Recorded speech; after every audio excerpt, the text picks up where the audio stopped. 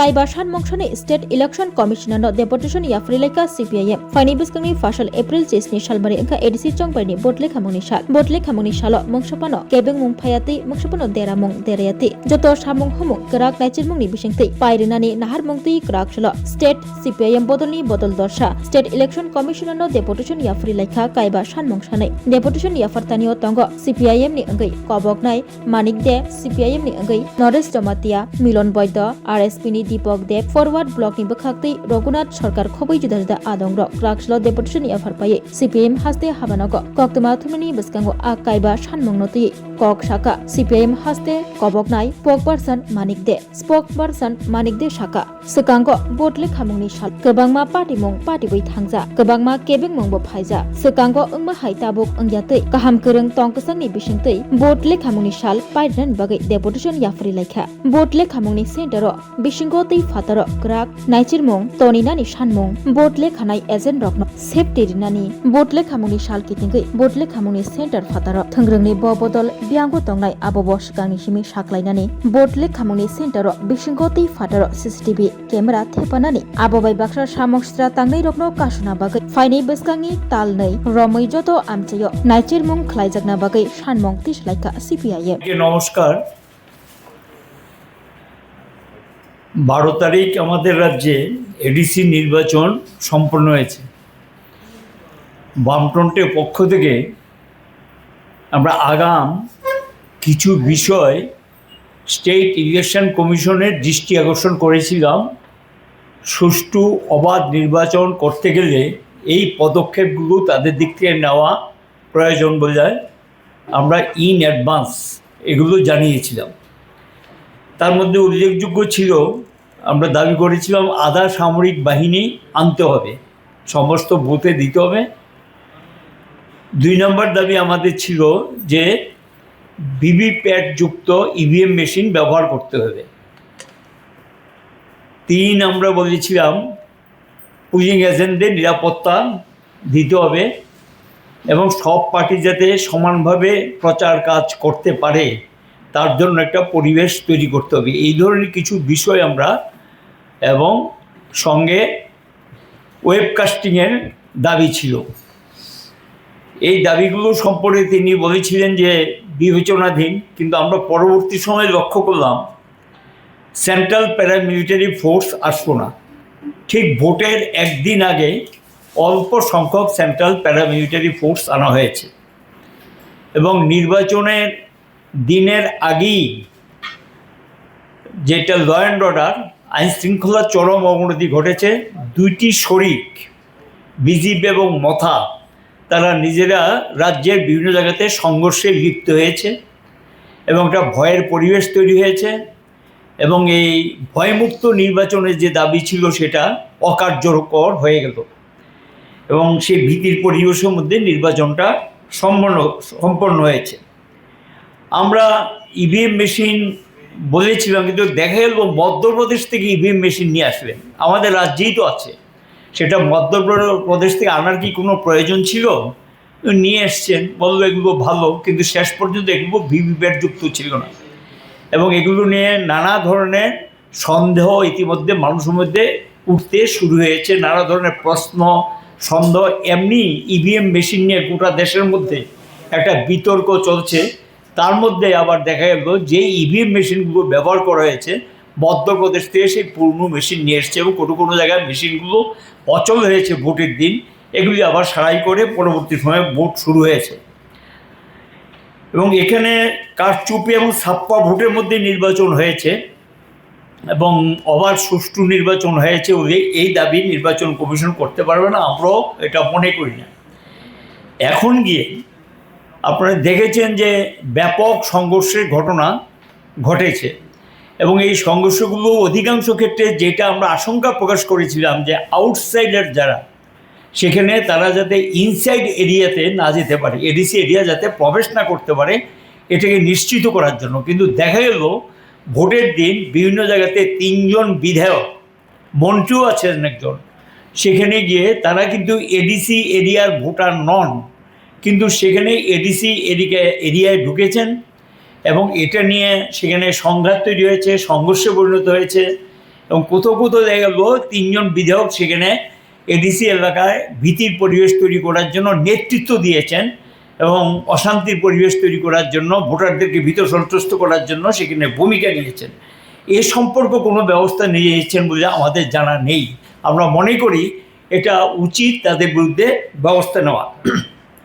এখন আজকে গিয়ে যেটা আমরা মুখ্য বিষয় ছিল, স্টেট ইলেকশন কমিশনের সঙ্গে দেখা করেছি, মুখ্য বিষয় ছিল যে কাউন্টিং হলগুলো অতীতের অভিজ্ঞতা ভালো না।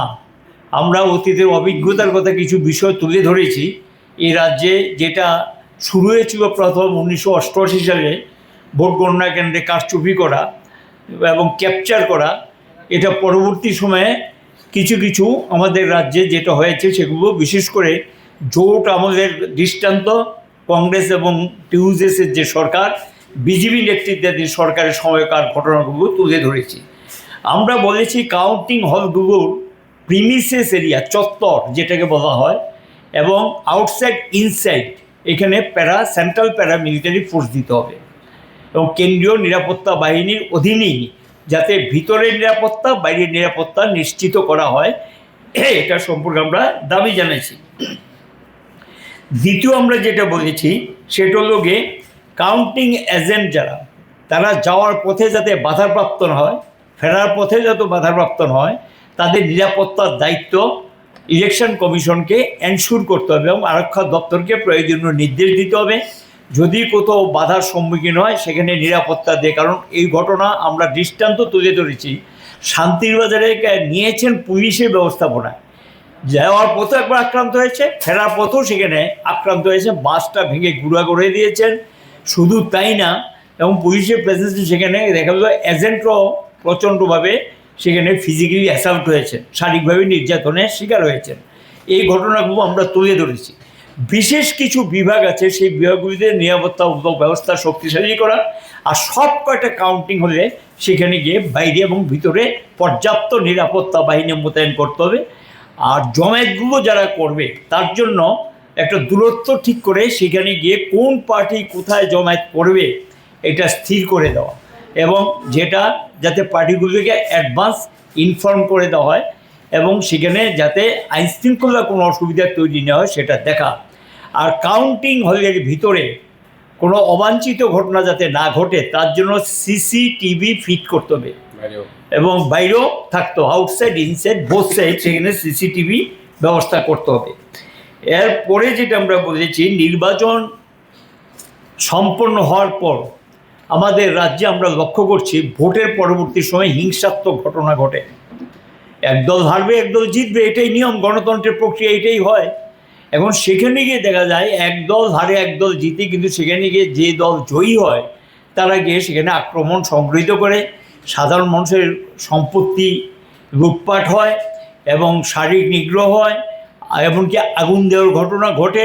এটা আমাদের রাজ্যে আমরা লক্ষ্য করেছি, বিভিন্ন নির্বাচনের পরে এগুলো হচ্ছে। আমরা বলেছি মিনিমাম 2 মাস সেন্ট্রাল প্যারামিলিটারি ফোর্স যাতে আমাদের রাজ্যে এবং সতর্কতামূলক ব্যবস্থা হিসেবে, প্রিকশনারি মেজার্স হিসেবে সেখানে নিরাপত্তা ব্যবস্থাপনা যাতে থাকে, সেটা আমরা আমাদের দিক থেকে দাবি জানিয়ে বলেছি। ভোটের পরেও যাতে এই বাহিনীগুলোর টহলদারি অব্যাহত থাকে এবং পুলিশও যাতে সেখানে সক্রিয় ভূমিকা গ্রহণ করে, আমাদের দিক থেকে আমরা বলেছি।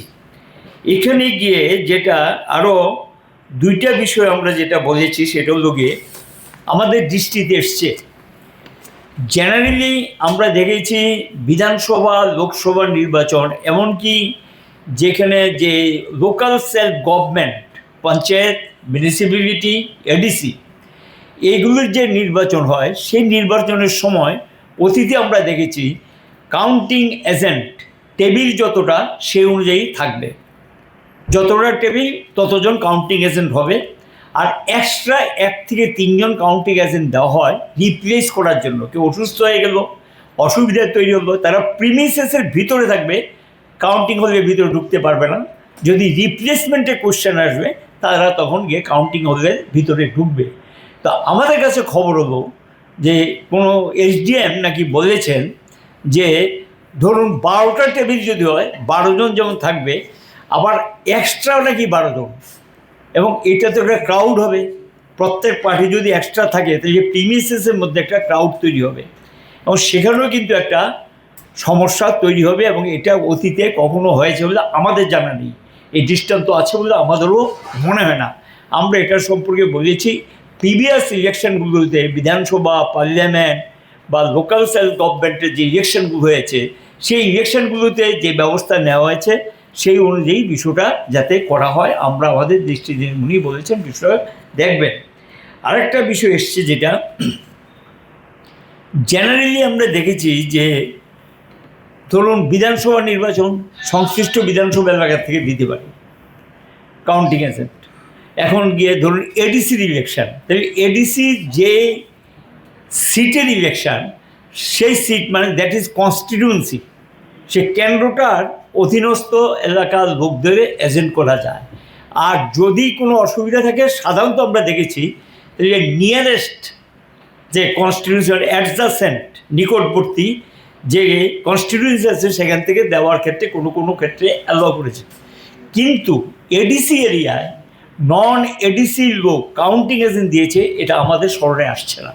তো এবার কোনো একজন এসডিএম বলেছেন নন এডিসি এরিয়ার লোক কাউন্টিং এজেন্ট হিসেবে এডিসি এলাকায় যেতে পারবে। আমরা এটা নিয়ে বলেছি, এটা দেখুন, এবং নিশ্চয়ই অতীতে যে পদ্ধতি নিয়মগুলো মেনে চলা হয়েছে সেই পদ্ধতির নিয়মগুলো যাতে অনুসরণ করা হয়, এমন কোনো পরিবেশ তৈরি করা উচিত হবে না হলের ভিতরে, যাতে সেখানে গিয়ে কোনো মানে অপ্রীতিকর ঘটনা তৈরি হয়।